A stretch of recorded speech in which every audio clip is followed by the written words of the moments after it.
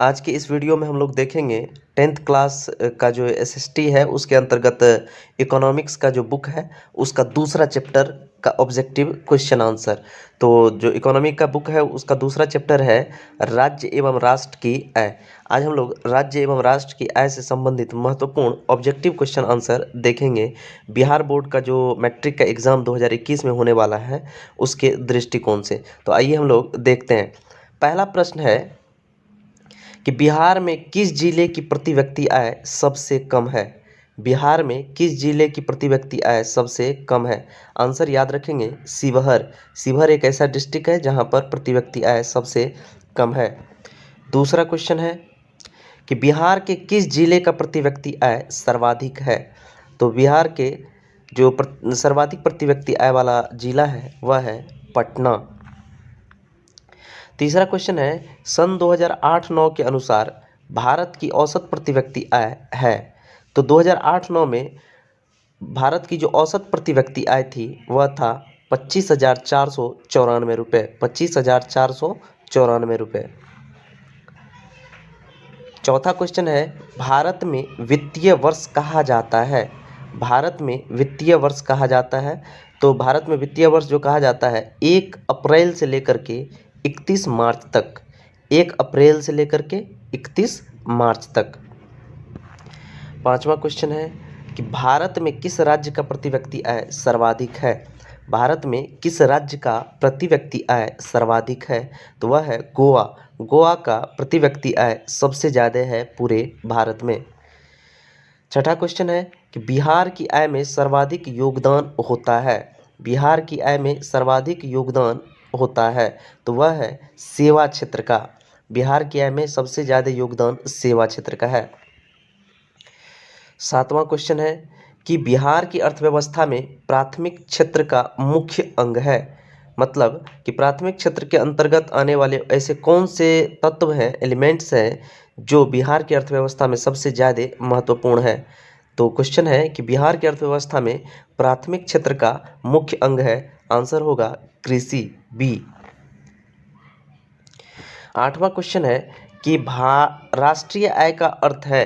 राष्ट्रीय आय का अर्थ है, आंसर याद रखेंगे, उत्पादन के साधनों की आय। उत्पादन के मतलब जितने भी उत्पादन के साधन है उनकी जो अपनी आय है उन सबको जोड़ देंगे तो वही क्या कहलाएगा, राष्ट्रीय आय। 9वां नंबर क्वेश्चन है कि वास्तविक राष्ट्रीय आय शुद्ध उत्पादन का वह भाग है जिसका उस वर्ष में प्रत्यक्ष रूप से उपभोग किया जाता है।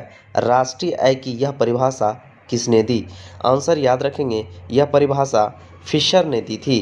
फिशर बहुत बड़े इकोनॉमिस्ट हुए, अर्थशास्त्री थे। उन्होंने ही कहा था कि वास्तविक राष्ट्रीय आय जो है वार्षिक शुद्ध उत्पादन का वह भाग है, मतलब एक वर्ष के दौरान जो उत्पादन होता है उसका अंतिम, एक तरह से कहें हम अंतिम उत्पादन जो होता है उसका वह भाग है जो उस वर्ष में प्रत्यक्ष रूप से उपभोग किया जाता है, मतलब यूज़ किया जाता है।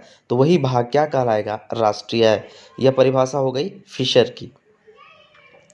10वां नंबर क्वेश्चन है योजना काल में भारत की औसत वार्षिक विकास दर रही। योजना काल मतलब यहाँ पर पंचवर्षीय योजना की बात हो रही है कि भारत में जो 12 पंचवर्षीय योजना लागू की गई 1951 से लेकर के 2017 तक, तो उसके दौरान की बात हो रही है कि योजना काल में भारत की औसत वार्षिक विकास दर कितनी रही थी। तो याद रखना है 4.2%। 11वां नंबर क्वेश्चन है कि वर्ष 2005-06 में निम्नांकित में किस राज्य की प्रति व्यक्ति आय अपेक्षाकृत अधिक थी। आंसर याद रखेंगे, महाराष्ट्र की। महाराष्ट्र की। इस क्वेश्चन को ऐसे रट लेना है।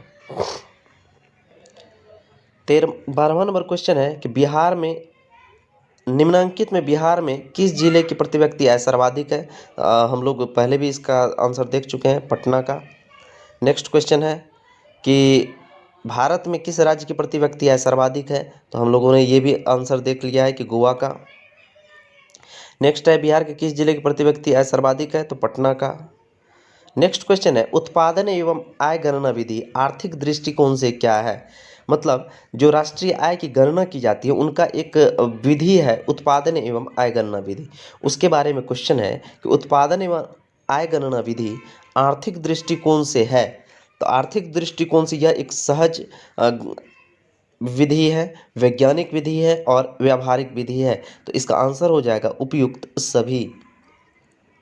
16वां नंबर क्वेश्चन है, भारत में वित्तीय वर्ष कहलाता है, तो अभी हम लोग देखे थे कुछ देर पहले 1 अप्रैल से 31 मार्च। नेक्स्ट क्वेश्चन है, पूरे भारत में सबसे कम प्रति व्यक्ति आय वाला राज्य जो है वह कौन सा है? बिहार। 18वां नंबर क्वेश्चन है, भारत में राष्ट्रीय आय की गणना की सर्वमान्य प्रामाणिक संस्था है, अर्थात कि वह कौन सी संस्था है जो भारत में राष्ट्रीय आय की गणना करती है? आंसर याद रखना है, केंद्रीय सांख्यिकी संगठन, CSO बोलते हैं, central statistical organisation. Next question है कि राष्ट्रीय आय का अर्थ है, हम लोगों ने इसका आंसर पहले भी देख चुका है कि उत्पादन के साधनों की आय, answer number D. Next question है, राष्ट्रीय आय का सृजन होता है, राष्ट्रीय आय का सृजन होता है तो उत्पादक क्रियाओं द्वारा राष्ट्रीय आय का सृजन होता है। 21वां नंबर क्वेश्चन, राष्ट्रीय आय में सम्मिलित रहती है, तो राष्ट्रीय आय में कौन कौन सम्मिलित रहती है? तो घरेलू उद्योगों की आय, विदेशों से प्राप्त आय, तो ए और बी, ए एवं बी, इसका आंसर क्या हो जाएगा? सी नंबर। नेक्स्ट क्वेश्चन है, भारत की राष्ट्रीय आय का सर्वप्रथम अनुमान लगाया था, तो भारत की राष्ट्रीय आय का सर्वप्रथम अनुमान किसने लगाया था? तो दादा भाई नौरोजी ने। नेक्स्ट क्वेश्चन है 23वां कि 2012-13 में भारत की प्रति व्यक्ति औसत आय थी, 2012-13 में भारत की औसत आय जो थी प्रति व्यक्ति 68,754 रुपये, जबकि 2007-8 में हम लोगों ने देखा था 25,000 समथिंग था। नेक्स्ट क्वेश्चन है, वास्तविक राष्ट्रीय आय वार्षिक शुद्ध उत्पादन का वह भाग है जिसका उस वर्ष में प्रत्यक्ष रूप से उपभोग किया जाता है। राष्ट्रीय आय की यह परिभाषा किसने दी? तो हम लोगों ने इसका भी आंसर देखा है, फिशर ने।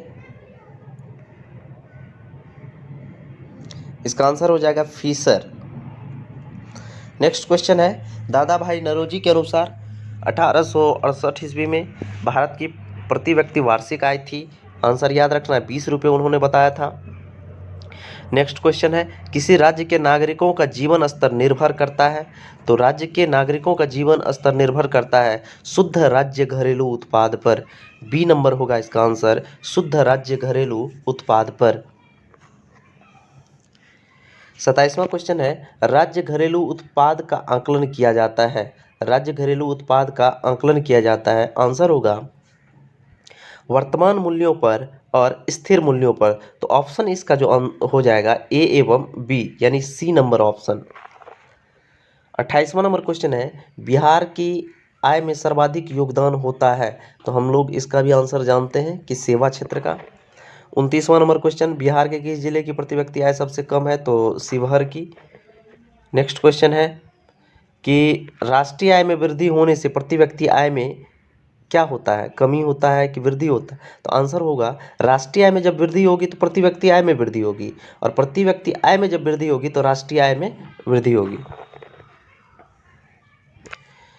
नेक्स्ट क्वेश्चन है, राष्ट्रीय एवं प्रति व्यक्ति आय में वृद्धि होने से डैश की क्रिया पूरी होती है, तो राष्ट्रीय आय एवं प्रति व्यक्ति आय में वृद्धि होने से क्या होता है कि विकास की क्रिया पूरी होती है। उत्पादन, आय एवं डैश एक चक्रीय प्रवाह का निर्माण करते हैं, तो याद रखना है उत्पादन होगा, आय होगी एवं व्यय जो है एक चक्रीय प्रवाह का निर्माण करते हैं, तो आंसर हो जाएगा इसका व्यय। तो इस प्रकार से कुल 32 क्वेश्चन हम लोगों ने देखा, जिसमें से 6-7 क्वेश्चन रिपीटेड क्वेश्चन था, बाकी सभी क्वेश्चन आप लोग याद रखेंगे और इस वीडियो को 2 से 3 बार पूरा का पूरा देखेंगे ताकि आपको यह क्वेश्चन पूरा का पूरा याद हो जाए। इसके बाद भी हम लोग इस चैप्टर का 2 वीडियो और देखेंगे, अभी हम लोग एक एक वीडियो सभी लेक्चर में देख रहे हैं, सभी चैप्टर का। इसके बाद हमारा नेक्स्ट सीरीज जो होगा वो पार्ट 2 करके आएगा और उसके बाद पार्ट 3 करके आएंगे, और प्रत्येक चैप्टर में हम लोग 70 से 80 ऑब्जेक्टिव क्वेश्चन देखेंगे। तो उम्मीद भरोसा कि आपको यह वीडियो अच्छा लगा होगा। अगर अभी तक आपने हमारे चैनल को सब्सक्राइब नहीं किया है तो प्लीज़ सब्सक्राइब कर लें और वीडियो को शेयर भी कर दें। मिलते हैं नेक्स्ट वीडियो में, तब तक के लिए थैंक यू।